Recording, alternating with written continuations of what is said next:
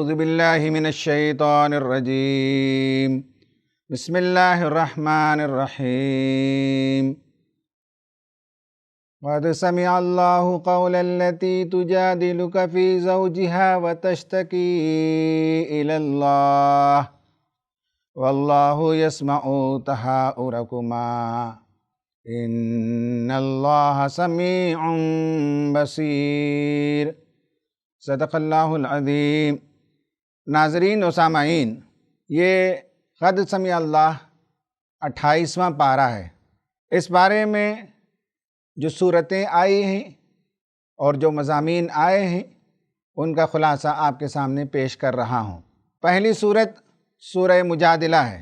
اس میں ایک واقعے کا تذکرہ اللہ تبارک و تعالیٰ نے کیا۔ یہ خاتون نبی کریم صلی اللہ علیہ وسلم کے پاس آئیں۔ تفسیر کی کتابوں میں ان کا نام خولہ بنت ثعلبہ ہے۔ ان کے شوہر نے ان کے ساتھ زہار کر دیا، یعنی یہ کہ ان کے شوہر نے نہ انہیں بیوی بنا کر رکھا نہ طلاق دی، بلکہ یہ کہا کہ تیری پیٹھ میرے لیے ماں کی پیٹھ کے برابر ہے۔ یہ اس زمانے کا ایک غلط طریقہ تھا عورتوں کو لٹکائے رکھنے کا۔ اس پر وہ آئی اور اللہ کے رسول صلی اللہ علیہ وسلم کے ساتھ مجادلہ کی، اس نے بحث کی۔ اللہ کے رسول نے فرمایا کہ شریعت کے قانون کا انتظار ہے۔ اللہ تبارک و تعالیٰ نے اس صورت میں اس کا تذکرہ فرمایا اور اس کا جو سلیوشن ہے وہ پیش فرمایا۔ اس صورت کے اختتام میں اللہ تبارک و تعالیٰ نے بتایا کہ جو لوگ نبی کریم صلی اللہ علیہ وسلم کے خلاف ایگریشن کا رویہ اختیار کیے ہوئے اور ڈس اوبیڈینس نافرمانی کا، ان سب پر اللہ تعالیٰ کی لعنت ہے۔ اور اس صورت میں یہ بھی کہا کہ میں اور میرا رسول ضرور غالب آ کر رہیں گے۔ ایک طرف اللہ کی پارٹی ہے، ایک طرف شیطان کی پارٹی ہے، اور ہمیشہ ہر زمانے میں ان دو پارٹیوں کے درمیان کشمکش ہوتی رہی۔ یہ 11% مضمون ہے۔ اس کے بعد سورہ حشر ہے۔ اس صورت میں جو مضمون بیان کیا گیا ہے وہ مدینے میں 3 یہودی قبیلے تھے، ان میں سے ایک بنو نذیر، اس نے نبی کریم صلی اللہ علیہ وسلم کے خلاف قتل کی سازش کی، تو نبی کریم صلی اللہ علیہ وسلم نے انہیں شہر بدر کر دیا۔ یہ واقعہ اس میں تفصیل سے آیا ہے۔ مہاجرین اور انصار آپس میں ایک دوسرے کے لیے کس طرح سے ایثار و قربانی سے کام لیتے تھے اس کا ذکر آیا۔ اس صورت کے اختتام میں تقوی اور اس کا فارمولہ بیان کیا گیا، وہ اللہ تعالیٰ کے اسماء حسنہ کا استحضار۔ اس کے بعد سورہ ممتحنہ۔ اس صورت میں بھی ایک واقعہ آیا کہ نبی کریم صلی اللہ علیہ وسلم جب مکہ فتح کرنے کا منصوبہ بنا رہے تھے، ایک صحابی حاطب بن ابی بلتہ نے مکہ میں اپنی بیوی اور بچوں کو خط لکھ بھیجا کہ یہاں اس طرح کی تیاری ہو رہی ہے۔ نبی کریم صلی اللہ علیہ وسلم کو جبرائیل نے آ کر اطلاع دے دی۔ نبی کریم صلی اللہ علیہ وسلم نے فوراً 2-3 صحابہ کرام کی ٹولی بنا کر بھیجا کہ مکے کا جو قافلہ آیا اور مکہ کی طرف جا رہا ہے، پکڑے انہیں، اور انہی میں سے کسی کے پاس یہ چٹھی ملی۔ اللہ تبارک و تعالیٰ نے بتایا کہ بیوی بچوں کی محبت اپنی جگہ، لیکن اسلامی کاز، اسلامی مقصد، یہ تمہارے لیے پریورٹی نمبر 1 ہونا چاہیے۔ یہ اس صورت کے اختتام میں بتایا گیا کہ مکہ سے اگر کوئی خاتون اسلام قبول کر کے آتی ہے تو اس کا امتحان لے لو، اس کا ٹیسٹ لے لو، اس لیے کہ ہر مرحلے پر کفار و مشرکین شکست کھا گئے۔ آخری ایک حربہ ان کے پاس تھا، وہ یہی تھا کہ مورلی یا اخلاقی طور پر مسلمانوں کو کمزور کیا جائے۔ اس میں عورتوں کا استعمال کیا جاتا ہے، ہر زمانے میں یہ ہوا ہے۔ اس لیے جب بھی کوئی عورت مکہ سے آئے اور وہ اپنے مسلمان ہونے کا دعویٰ کرے تو اس کے ایمان کی جانچ کر لیا کریں۔ نبی کریم صلی اللہ علیہ وسلم کی اس کی تعلیم بھی، یہ 11% مضمون ہے۔ اس کے بعد سورہ صف ہے، جس میں بتایا گیا کہ مسلمانوں کا جو آرگنائزیشنل اسٹرینتھ ہے وہ ان کے آپسی اتحاد ہے، ان کے آپس کی محبت ہے، صف بندی ہے، اور خدا کی راہ میں ایک سیسا پلائی ہوئی دیوار بن کر لڑتے ہیں۔ اس میں نبی کریم صلی اللہ علیہ وسلم کا مشن بتایا گیا، غلبہ دین، اور دیگر انبیاء کرام علیہ السلام کا بھی ذکر آیا، حضرت عیسیٰ علیہ السلام کا خصوصی ذکر آیا، اور خدا کے دین کی نصرت کرنے کی دعوت دی گئی۔ یہ 11% مضمون ہے۔ اس کے بعد سورہ جمعہ ہے، جس میں نبی کریم صلی اللہ علیہ وسلم کی میتھڈالوجی کو بتایا گیا کہ کس طرح سے آپ لوگوں کے درمیان تزکیہ کا عمل کرتے تھے، اور جمعہ کا حکم آیا۔ یہ 11% مضمون ہے۔ خواتین و حضرات، اس کے بعد سورہ منافقون ہے۔ اس میں نبی کریم صلی اللہ علیہ وسلم کو بتایا گیا کہ منافقین جو جسمانی اعتبار سے بہت ہی خوبرو نظر آتے ہیں، چکنی چپڑی زبان اختیار کرتے ہیں، اس سے ان کے ایمان کا پتہ نہیں چلتا۔ ان کے دلوں کے اندر جو کھوٹ ہے اس سے اللہ تعالیٰ نے نبی کریم صلی اللہ علیہ وسلم کو آگاہ کیا۔ اس میں بتایا گیا کہ نفاق کا علاج انفاق ہے، خدا کے راستے میں خرچ کرتے رہنا چاہیے، یہ 11% مضمون ہے۔ اس کے بعد سورہ تغابن ہے، اس میں بتایا گیا کہ منافقین ہوں یا کفار و مشرکین ہوں یا اہل کتاب ہوں، ان لوگوں نے اسلام پر شک و ریب کیا، آپ صلی اللہ علیہ وسلم کی اطاعت نہیں کی، جبکہ مسلمانوں کا حال یہ ہے کہ وہ اطاعت گزار ہوتے ہیں، وہ خدا پر توکل کرنے والے ہوتے ہیں۔ یہ بتایا گیا کہ تمہاری بیویاں اور تمہارے بچے ہو سکتا ہے کہ انہی میں سے تمہارے لیے دشمن نکل آئیں، اس لیے یہ دنیا کی جو دولت ہے، یہ جو بچے ہیں، یہ تمہارے لیے آزمائش ہیں، یہ یاد رہنا چاہیے۔ خدا کے راستے میں خرچ کرو اور بخیل نہ بنو، یہ 11% مضمون ہے۔ اس کے بعد سورہ طلاق ہے، جس میں طلاق کا پروسیس بتایا گیا کہ طلاق کیسے دی جانی چاہیے، طلاق کے بعد عدت کا پیریڈ کیسے گزرے گا، عورت کہاں رہے گی، اور جو خدا سے ڈر کر معاملات کریں گے اللہ تعالیٰ ان کے لیے راستے کھولے گا، یہ 11% مضمون ہے۔ اس کے بعد سورہ تحریم آتی ہے۔ سورہ تحریم میں ایک واقعہ ہے کہ آپ صلی اللہ علیہ وسلم اپنے ازواج مطہرات کے پاس شام میں باری باری جاتے تھے۔ ایک گھر میں جب آپ گئے اور شہد کھا کر گئے تو ایک بیوی کو وہ شہد کی بو پسند نہیں آئی، اس بیوی نے اپنی ناپسندیدگی کا اظہار کیا۔ نبی کریم صلی اللہ علیہ وسلم نے کہا کہ ٹھیک ہے، میں آئندہ سے نہیں کھاؤں گا۔ اللہ تعالیٰ نے بتایا کہ آپ چونکہ آخری رسول ہیں، آپ کسی چیز کو نہیں کھائیں گے تو امت یہ سمجھے گی بعد میں کہ یہ حرام ہے۔ اس پر اللہ تعالیٰ نے نبی کریم صلی اللہ علیہ وسلم کو تعلیم دی۔ پھر اسی صورت میں بتایا گیا کہ اپنی بیویوں کو، اپنے بچوں کو جہنم کی آگ سے بچاؤ۔ اس صورت کے اختتام میں عورتوں کو بتایا گیا کہ تمہارے لیے گڈ ماڈلز کیا ہیں، تمہارے لیے بیڈ ماڈلز کون سی عورتیں ہیں۔ اس پر یہ پارہ ختم ہوتا ہے، یہ 11% مضمون تھا۔ خواتین و حضرات، یہ جز 28 پر ہم نے ایک سرسری نظر ڈالی۔ اب ہماری باری ہے 2 اسباق پر گفتگو کرنے کی۔ ہر دن کی طرح آج بھی ہم 2 سبق لیں گے۔ آج کا پہلا سبق اور رمضان المبارک کا کی لیسن نمبر 55، وہ ہے اسماء حسنی۔ آپ کو معلوم ہے کہ سورہ حشر کی جو آخری آیتیں ہیں وہ بہت معروف ہیں، اسماء حسنی پر مشتمل ہیں۔ 3 آیتیں ہیں جس میں کہا گیا هو اللہ الذی لا الہ الا ہو عالم الغیب والشہادہ هو الرحمن الرحیم هو اللہ الذی لا الہ الا ہو الملک القدوس السلام المؤمن المہیمن العزیز الجبار المتکبر سبحان اللہ عما یشرکون هو اللہ الخالق البارئ المصور له الاسماء الحسنى یسبح له ما فی السماوات والارض وهو العزیز الحکیم۔ سورہ نمبر 59 آیت نمبر 22 to 24۔ خواتین و حضرات، یہ بہت دلچسپ موضوع ہے۔ اسماء حسنی ہمارے ایمان کا حصہ ہے، مسلمانوں کے سماجی اور تہذیبی زندگی کا بھی ایک حصہ ہے۔ اسماء حسنی کو یاد کرایا جاتا ہے بچوں کو، اسماء حسنی یاد رکھتے ہیں ہم بھی، اسماء حسنی کے حوالے دیتے ہیں، اچھے زمانے میں، برے زمانے میں، خوشحالی میں اور تکلیف میں۔ مومن کا ایک مزاج ہے کہ جب بھی وہ گفتگو کرتا ہے اللہ تعالیٰ کے حوالے سے کرتا ہے، اور موقع کی مناسبت سے اللہ تعالیٰ کے حسین نام، اللہ تعالیٰ کے پیارے پیارے نام، اللہ تعالیٰ کے اسماء حسنی کا حوالہ دیتا ہے۔ اسماء حسنی نشید کی شکل میں پڑھے بھی جاتے ہیں، بچے بھی اسماء حسنی کو خوش الہانی کے ساتھ پڑھتے ہیں، اس کے تغرے بنتے ہیں، اس کے چارٹس بنتے ہیں، وال ہینگس بنتے ہیں۔ یہ اسماء حسنی کی اہمیت ہے۔ اسماء حسنی کا سگنیفیکنس کیا ہے اس پر تھوڑی سی گفتگو کریں گے ہم، اور اس کے بعد انشاءاللہ ایکشن پلان پر بات کریں گے۔ اللہ تعالیٰ کے 99 نام ہیں، ایسا عام تصور ہے، حالانکہ اللہ تعالیٰ کے صرف 99 نام نہیں ہیں، اللہ تعالیٰ کے بے شمار نام ہیں۔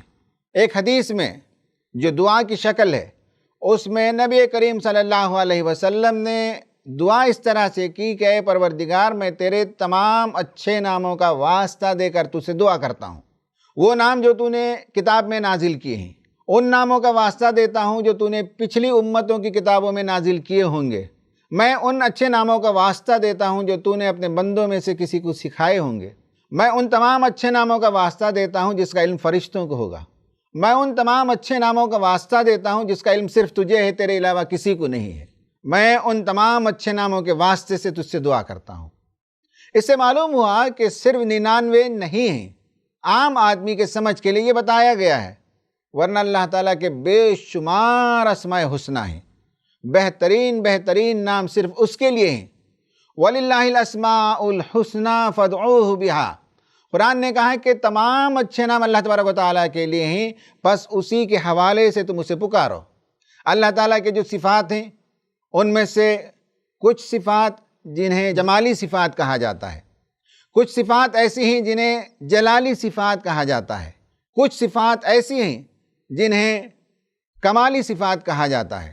یعنی یہ کہ اللہ تعالیٰ کے بعض وہ نام ہیں جس میں جمال پایا جاتا ہے، حسن پایا جاتا ہے، بیوٹی پائی جاتی ہے، لو ہے، مرسی ہے، کائنڈنس ہے، عطا و بخشش کرنا ہے، معاف کرنا ہے، عیوب پر پردہ ڈال دینا ہے۔ یہ سب اللہ تعالیٰ کے ایسے نام ہیں جس میں جمال پایا جاتا ہے۔ اللہ تعالیٰ کے بعض ایسے نام ہیں جس میں جلال پایا جاتا ہے۔ اللہ تعالیٰ سخت سزا دینے والا، اللہ تعالیٰ بدلہ لینے والا، اللہ تعالیٰ عزیز ہے، قوت والا ہے، ذو انتقام ہے، جبار ہے، متکبر ہے، وہ بڑا ہو کر رہنے والا ہے۔ یہ وہ نام ہیں جس میں اللہ تعالیٰ کا جلال ظاہر ہوتا ہے۔ اور بعض نام وہ نام ہیں جو کمالی نام ہیں، اس صفت میں کمال کے درجے پر کسی کا تصور کیا جا سکتا ہے تو سوائے خدا کے کوئی اور نہیں ہے۔ رحم کا معاملہ ہے، انتہائی کمال درجے کا رحم اللہ تعالیٰ کے پاس پایا جاتا ہے، کمالی صفات ہے اللہ تعالیٰ کی۔ اسی طرح سے اور بے شمار صفات آئی ہیں، یہ سب اللہ تعالیٰ کے کمالی صفات۔ اللہ تعالیٰ کی صفات میں سے بعض کو ہم جمالی صفات، بعض کو ہم جلالی صفات، بعض کو ہم کمالی صفات کہتے ہیں۔ اس صورت میں جو صفات آئی ہیں ان پر ایک نگاہ ڈال لیجئے، آپ کلاسیفیکیشن آسانی سے کر سکتے ہیں۔ اس میں بتایا گیا کہ وہی رب ہے، وہی اللہ ہے، اس کے علاوہ کوئی الہ نہیں ہے۔ وہ عالم الغیب والشہادہ ہے، غیب کا بھی علم رکھتا ہے اور حاضر کا بھی علم رکھتا ہے۔ وہ انتہائی رحم کرنے والا اور ہمیشہ رحم کرنے والا ہے، وہی اللہ ہے، اس کے علاوہ کوئی الہ نہیں۔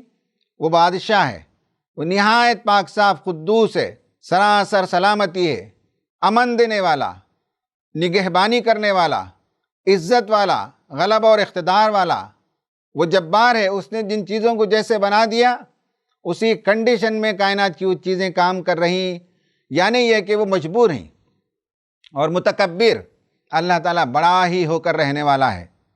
سبحان اللہ، اللہ تعالیٰ تمام ان چیزوں سے پاک ہے جو بندوں نے خدا کی طرف غلط چیزیں منسوب کر دیں۔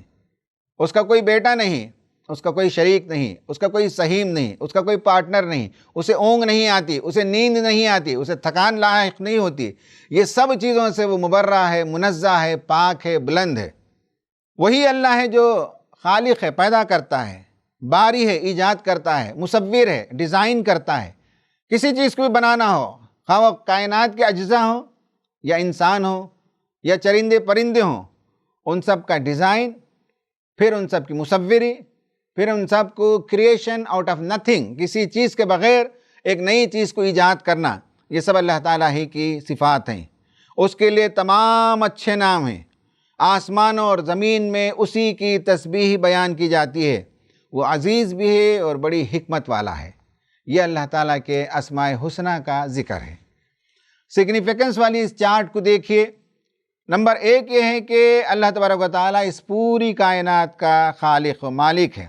آپ جتنی چیزوں کو امیجن کر سکتے ہوں یا ان امیجنیبل ہوں، نون ہوں یا ان نون ہوں، تمام نیکیاں، تمام بھلائیاں، تمام اچھائیاں صرف اللہ تعالیٰ کے لیے زیبا ہیں۔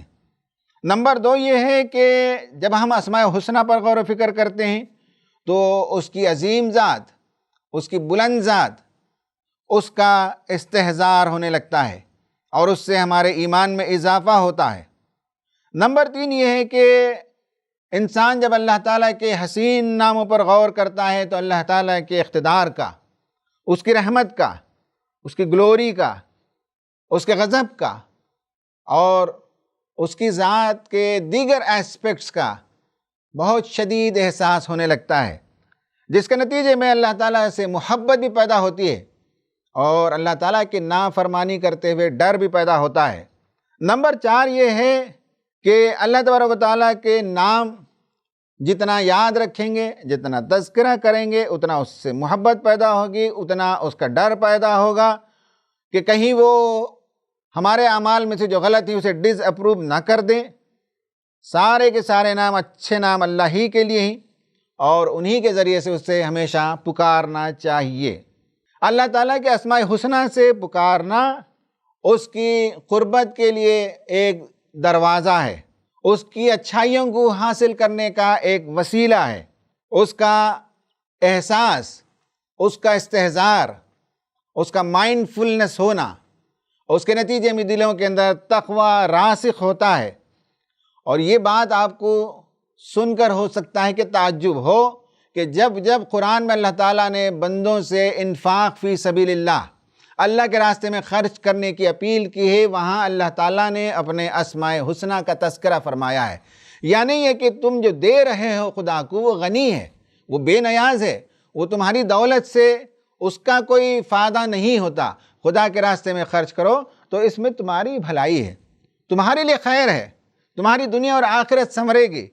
تو اللہ تبارک و تعالیٰ نے اپنے اسماء حسنہ کے حوالے سے بتایا، اس لیے کہ لہو ملک السماوات والارض، آسمان و زمین کا وہ بادشاہ ہے۔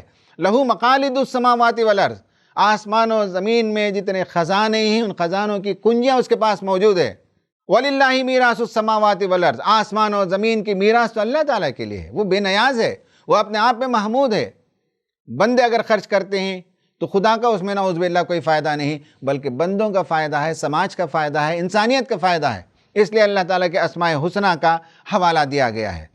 خواتین و حضرات، اللہ تعالیٰ کے اسماء حسنہ انہیں دعاؤں میں بھی استعمال کیا جاتا ہے۔ میں نے شروعات میں نبی کریم صلی اللہ علیہ وسلم کی ایک دعا کا ذکر کیا، ایک اور حسین دعا، ایک اور بہت پیاری دعا جو نبی کریم صلی اللہ علیہ وسلم نے ہمیں سکھائی ہے۔ اس میں آپ دیکھیں کہ اللہ تعالیٰ کے اسماء حسنہ کا استعمال کیسے کیا گیا۔ ارحمنی مولایا مولایا، اے میرے مولا، اے میرے مولا مجھ پر رحم فرما۔ انت الغفار وانا المسیء، تو غفار ہے اور میں گنہگار ہوں۔ حل یرحم المسیء الا الغفار، گنہگار کو غفار کے علاوہ اور کون مغفرت کر سکتا ہے، کون رحم کر سکتا ہے؟ تو غفار ہے، مجھے معاف کر دے۔ مولایا مولایا، انت المالک وانا المملوک، تو بادشاہ ہے اور میں تیری رعایا ہوں۔ وَهَلْ يَرْحَمُ الْمَمْلُوكِ إِلَّا الْمَالِكِ، مملوک پر، غلام پر، بندے پر، رعایا پر بادشاہ کے علاوہ کون اور رحم کر سکتا ہے؟ مولایا مولایا، اے میرے مولا، اے میرے مولا۔ انت الرب وانا العبد، تو رب ہے اور میں تیرا بندہ ہوں۔ وَهَلْ يَرْحَمُ الْعَبْدِ إِلَّا الرَّبِّ، رب کے علاوہ بندے پر، غلام پر اور کون رحم کر سکتا ہے؟ مولا مولایا مولایا، میرے مولا، میرے مولا۔ انت الرازق وانا المرزوق، تو رازق ہے اور میں رزق کا بھکاری ہوں۔ وَهَلْ يَرْحَمُ الْمَرْزُوقَ إِلَّا الرَّازِقِ، مرزوق کو رازق کے علاوہ کون رزق دے سکتا ہے؟ مولایا مولایا، اے میرے مولا، اے میرے مولا۔ انت الکریم وانا اللئیم، تو اے پروردگار بہت کریم ہے اور میں لئیم ہوں، میں پست ہوں، میں نالائق ہوں، میں گنہگار ہوں، میں ذلیل و رسوا ہوں، اور تو کریم ہے، تو عزت والا ہے، تو بلند ہے، کرامت والا ہے۔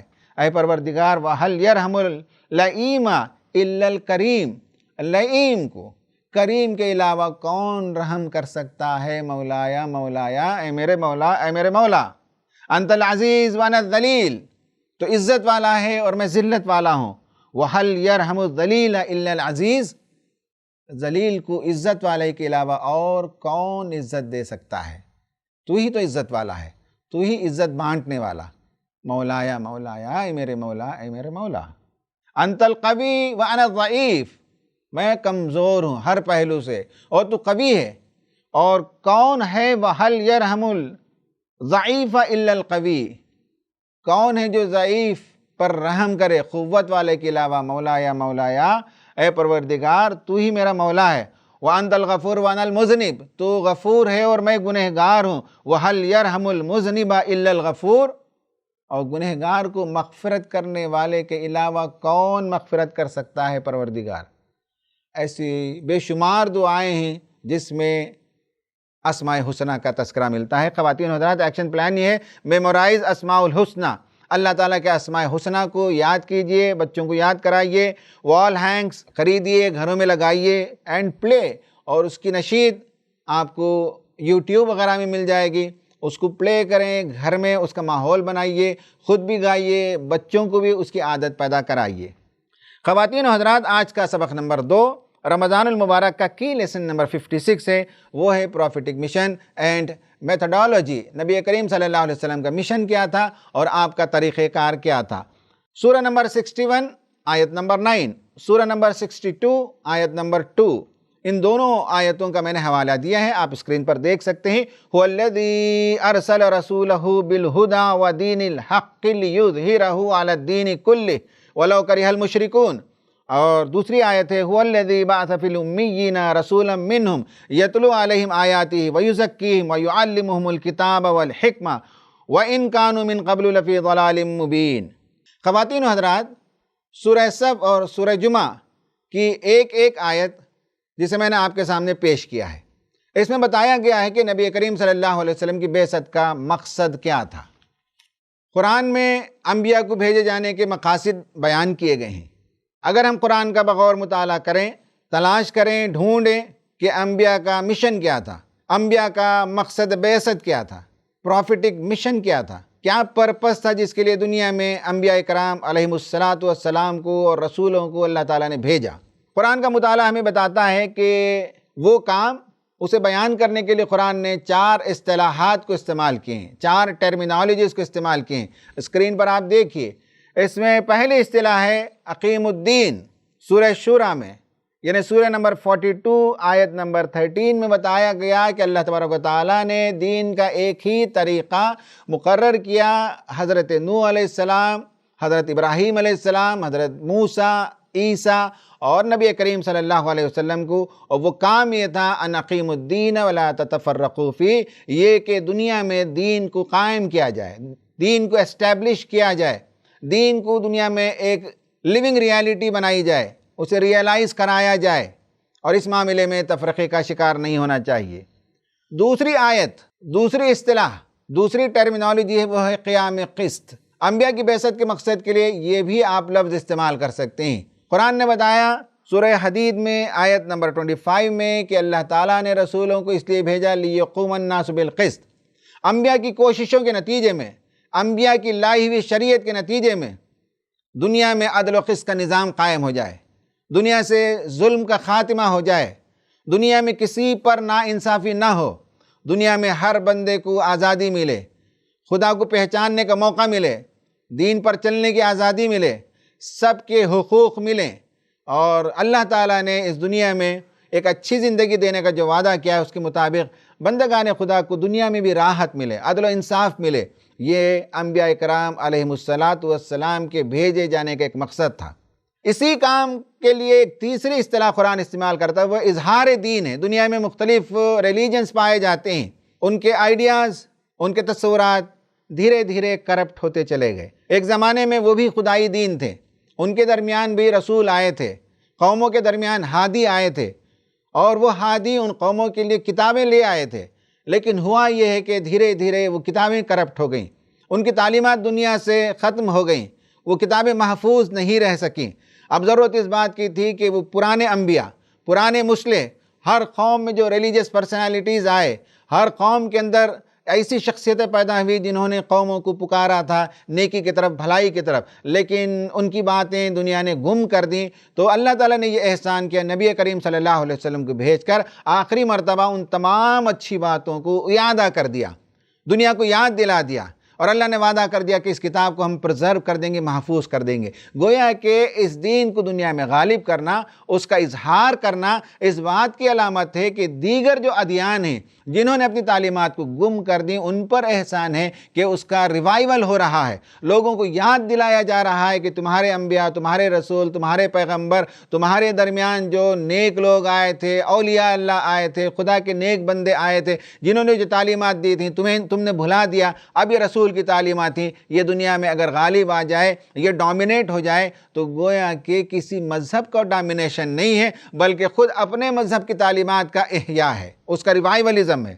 اور چوتھے نمبر پر کہا گیا وَكَلِمَةُ اللَّهِ هِيَ الْعُلْيَا، اعلائے کلمت اللہ، یعنی اللہ کا کلمہ، اللہ کا نظام، اللہ کی فلسفی، اللہ کا دیا ہوا سسٹم دنیا میں یہ پریویل کرنا چاہیے۔ اعلائے کلمت اللہ کا مطلب یہ ہے وَجَعَلَ كَلِمَةَ الَّذِينَ كَفَرُوا السُّفْلَىٰ، کلمہ کفر، خدا کو ڈینائی کرنا، خدا کے ایگزسٹنس اور اس کے وجود کا انکار کرنا، یہ اللاجیکل ہے، یہ نان سائنٹیفک ایٹیٹیوڈ ہے۔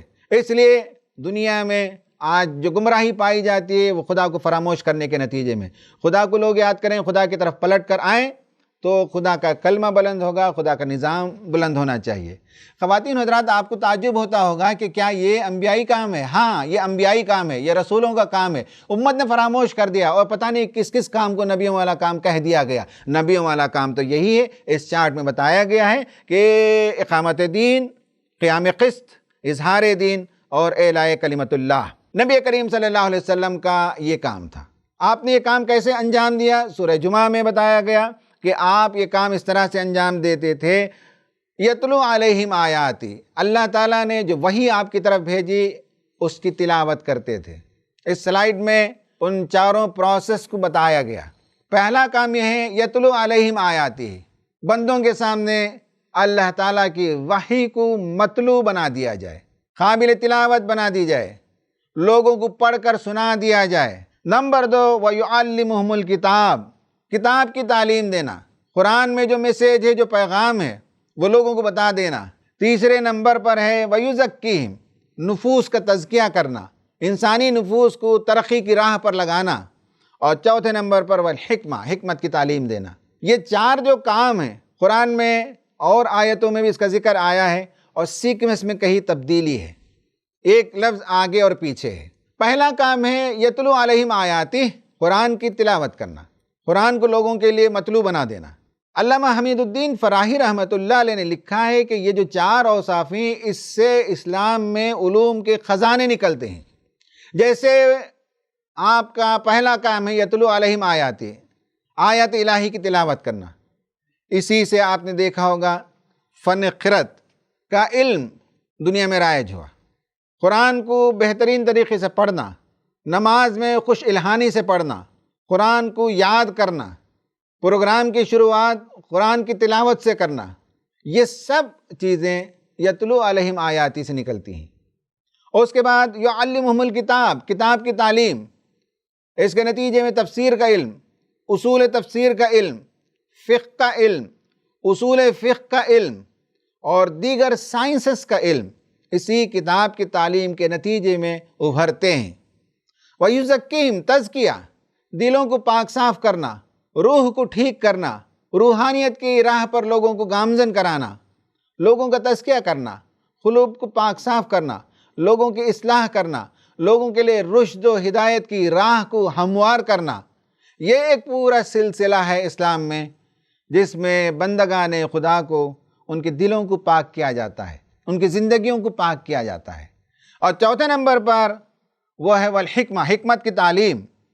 حکمت کی تعلیم سے مراد بعض لوگوں نے حدیث کا علم کہا، علم الحدیث ہے، اور اس کے ساتھ جن لوگوں نے حدیث کو کوٹ کیا، اسماء الرجال جسے کہتے ہیں، وہ سارا علم محفوظ کیا گیا، شخصیتوں کے بارے میں جانکاری حاصل کی گئی۔ یہ حکمت ہے۔ علامہ حمید الدین فراہی رحمۃ اللہ علیہ کی ایک کتاب ہے حکمت دین کے نام سے، اس میں انہوں نے حکمت کے سلسلے میں بہت تفصیل کے ساتھ گفتگو کی ہے اور بتایا ہے کہ 7 چیزوں کو ہم حکمت کہہ سکتے ہیں۔ 2 ٹوک بات کرنا یا پر تاثیر کلام، جسے اللہ تعالیٰ حکمت دیتا ہے، اس کی زبان میں اللہ تعالیٰ تاثیر دیتا ہے۔